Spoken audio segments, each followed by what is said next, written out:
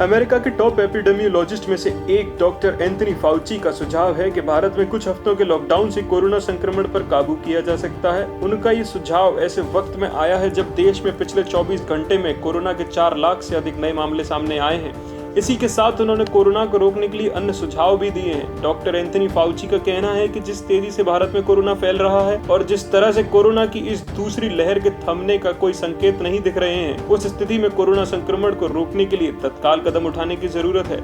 इस मामले में कुछ हफ्तों का लॉकडाउन एक कारगर विकल्प हो सकता है। फाउची अमेरिकी राष्ट्रपति जो बाइडेन के मुख्य स्वास्थ्य सलाहकार भी हैं। डॉक्टर फाउची ने एक इंटरव्यू में कहा कि दवाओं, ऑक्सीजन, पीपीई किट की तत्काल आपूर्ति बढ़ाने पर सबसे ज्यादा ध्यान देने की जरूरत है। उन्होंने कहा कि भारत के सामने जिस तरह का विशाल संकट है, उस स्थिति में भारत को संकट से निपटने वाले समूहों के साथ लेने की जरूरत है ताकि कोरोना की रोकथाम के लिए किए जा रहे प्रयासों को संगठित किया जा सके। उन्होंने किसी सरकार का नाम लिए बगैर कहा कि संकट पर काबू पाए बिना समय से पहले विजय की घोषणा करना अपरिपक्वता है। अभी भारत को सबसे पहले जो करने की जरूरत है वो जितनी हद तक हो सके देश को अस्थायी तौर पर बंद किया जाए। कोरोना संक्रमण को रोकने के लिए यदि तत्काल और दीर्घावधि में फल देने वाले कदम उठाने के लिए समय चाहिए तो उनके हिसाब से ये महत्वपूर्ण है। फाउची ने चीन का उदाहरण देते हुए कहा कि लगभग साल भर पहले चीन में कोरोना वायरस संक्रमण का विस्फोट हुआ था। उन्होंने पूरे देश को पूर्णतया बंद कर दिया था। हालांकि ये जरूरी नहीं कि 6 महीने के लिए लॉकडाउन लगाया जाए, लेकिन तत्काल राहत के लिए जरूरी है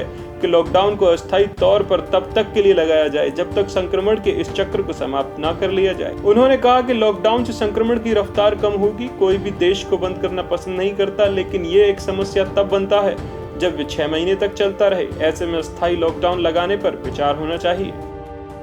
इसी तरह के अपडेट से बने रहने के लिए सब्सक्राइब कीजिए इस चैनल को।